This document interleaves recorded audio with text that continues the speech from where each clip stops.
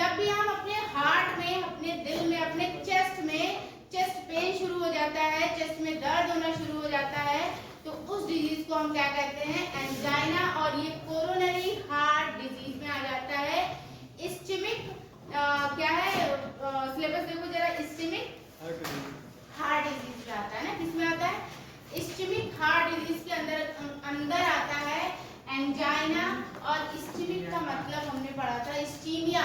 Ischemia का मतलब हम लोगों ने पढ़ा था रिडक्शन इन ब्लड फ्लो। क्या पढ़ा था? Reduction in blood flow. हमारे बॉडी के सारे टिश्यूज को, सारे पार्ट्स को, सारे ऑर्गन को काम करने के लिए हमारे ब्लड की जरूरत रहती है, ऑक्सीजन की जरूरत रहती है, न्यूट्रिएंट्स की जरूरत रहती है कि नहीं?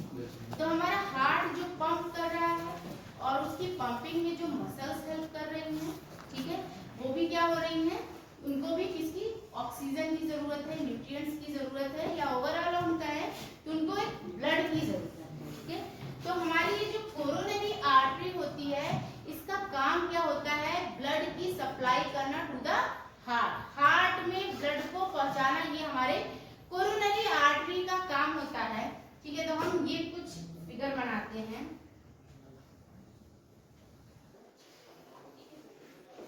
ये हमारी हो गई कोरोनरी आर्टरी।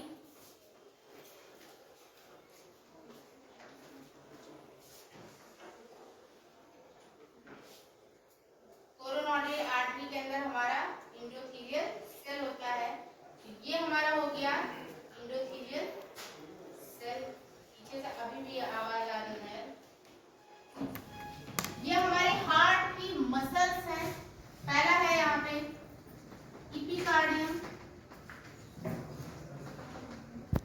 मसल्स। दूसरा हमारा है मायोकार्डियम मसल्स।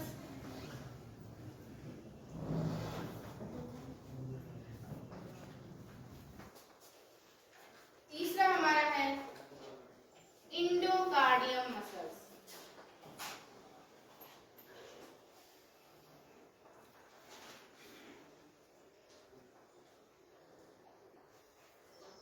और ये हमारी कोरोनरी आर्टरी है। हमारी कोरोनरी आर्टरी कुछ इस तरह से क्या कर रही है? ब्लड सप्लाई कर रही है to the heart muscles wall.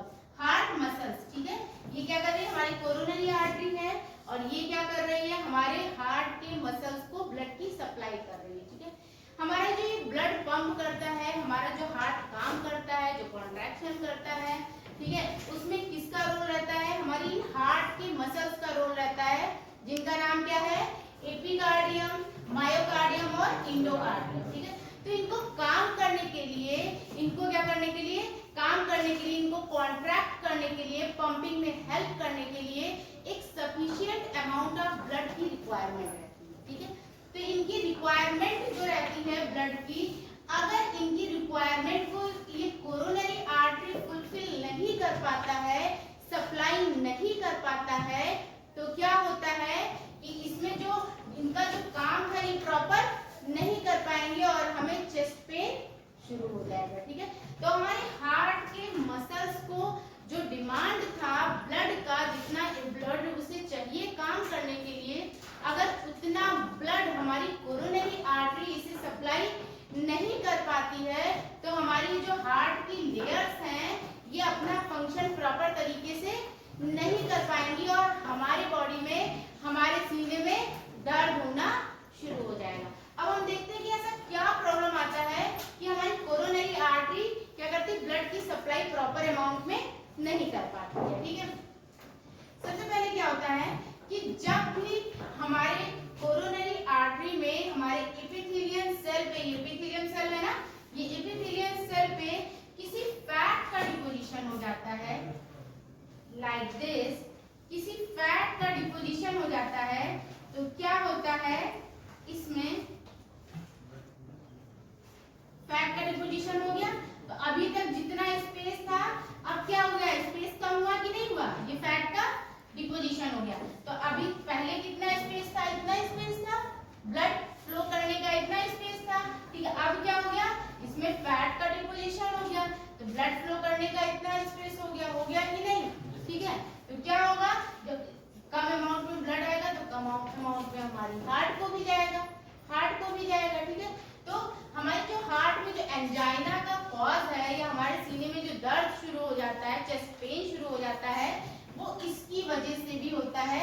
हमारी कोरोनरी आर्टरी पे एपिथेलियल सेल पे जो फैट का डिपोजिशन हो जाता है। फैट के डिपोजिशन को हम पहले पढ़ चुके हैं, इसे हम क्या कहते हैं, क्या कहते हैं, एथेरोस्क्लेरोसिस। इसमें क्या हो जाता है, एक प्लैक का फॉर्मेशन हो जाता है। क्या हो जाता है, एक प्लैक का फॉर्मेशन हो जाता है। लेकिन ये जो कंडीशन है, जो हमारी कोरोनरी आर्टरी पे जो फैट का डिपोजिशन है, ये स्टेबल होता है। मतलब ये हमारे लिए ज्यादा प्रॉब्लमैटिक नहीं होता। ये हमारे लिए तब प्रॉब्लम क्रिएट करता है जब हम रनिंग करना शुरू कर दे, जब हम कोई एक्सरसाइज शुरू कर दे। उस टाइम पे क्या होता है, जब हम रनिंग करते हैं या एक्सरसाइज करते हैं, तो उस टाइम पे क्या होता है, हमें ज्यादा ब्लड की रिक्वायरमेंट रहती है।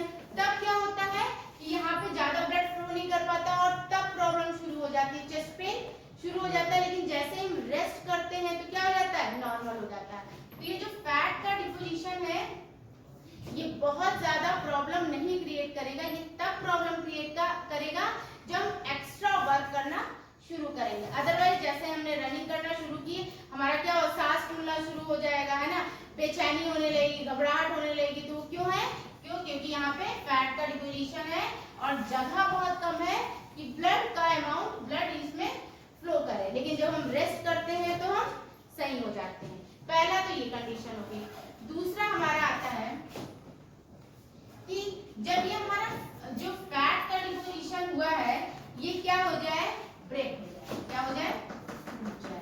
क्या हो जाए, ये टूट जाए। तो जब ये ब्रेक करेगा तो ये किसके साथ चिपका है, हमारे एंडोथेलियल सेल के साथ चिपका है। तो जब ये टूटेगा तो इसके साथ साथ हमारा ये एंडोथेलियल सेल भी टूट जाएगा, है ना। ये क्या होगा, एंडोथेलियल सेल भी हमारा ब्रेक कर जाएगा कुछ इस तरह से। जैसे ही हमारा एंडोथेलियल सेल ब्रेक करेगा, जब भी कोई इंजरी होती है और एंडोथेलियल सेल ब्रेक करता है तो क्या हो जाता है, क्लॉटिंग शुरू हो जाती है ना।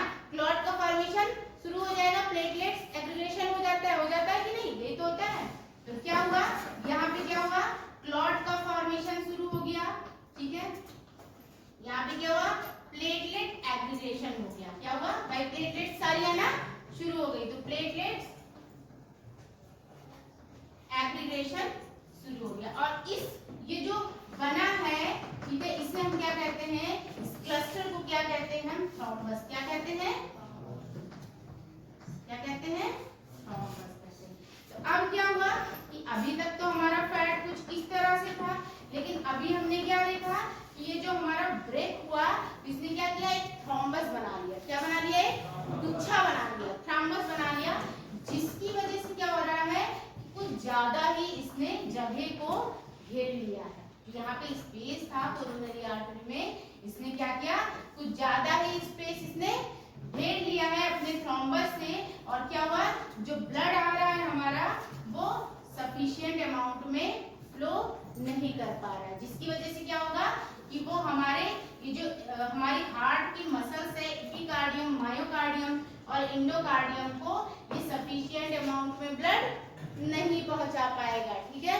तो इसकी वजह से क्या होगा, ये अमाउंट में सफिशिएंट अमाउंट में ब्लड नहीं पहुंचाएगा, तो इसके पास ऑक्सीजन नहीं पहुंचेगा, न्यूट्रिशन नहीं पहुंचेगा और क्या हो जाएगा, चेस्ट पेन होना शुरू हो जाएगा, ठीक है। ओके, तो हमने देखा जो ये एंजाइना की प्रॉब्लम है, ठीक है, ये हमारा आता है इस्कीमिया हार्ट डिजीज में। इस्कीमिया का मतलब ही होता है रिडक्शन इन ब्लड फ्लो, ठीक है। तो कोरोनरी आर्टरी जो होती है, कोरोनरी आर्टरी का काम क्या होता है, हमारे हार्ट की मसल्स को काम करने के लिए सफिशिएंट अमाउंट में ब्लड को पहुंचाना, ठीक है।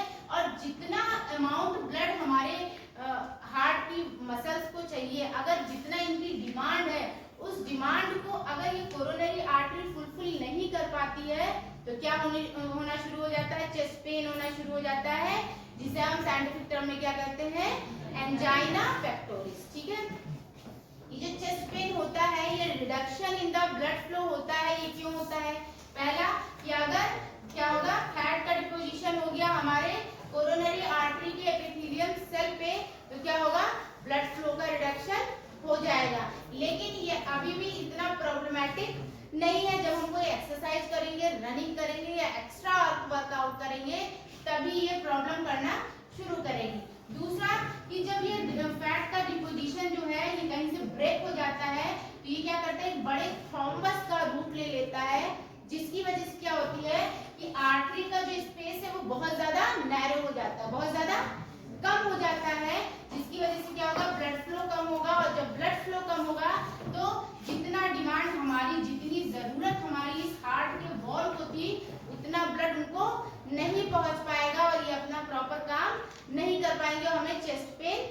शुरू हो जाएगा।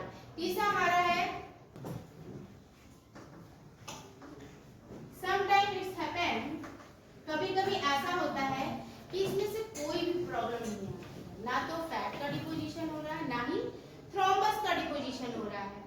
कभी कभी ऐसा क्या होता है कि हमारी जो आर्टरी है, ठीक है, जिसका जो है डायमीटर कुछ इस तरह से था, इतना चौड़ा था, और किसी भी वजह से, ठीक है, गुस्से से, किसी भी खुशी से, ठीक है, कोई दौड़ रहा है या किसी भी रीजन से जब इसमें क्या हो जाता है, कॉन्ट्रैक्शन हो जाता है, ठीक है, कॉन्ट्रैक्शन हो जाता है, ये ब्लड फ्लो कर रहा है, ठीक है। तो अभी तक क्या था, इतना चौड़ा था, अभी क्या हुआ, किसी भी वजह से इसमें क्या हो गया, कॉन्ट्रैक्शन हो गया, तो स्पेस कम हो गया, ठीक है। तो जब स्पेस कम हो, काम नहीं कर पाएगी। अगर ऐसी कोई कंडीशन आती है तो हम इसे क्या कहते हैं, प्रिंजिमेंटल एंजाइना। ओके, तो this is all about the angina. Angina क्या होता है, चेस्ट पेन होता है, इसमें क्या होता है, ब्लड फ्लो का रिडक्शन होता है,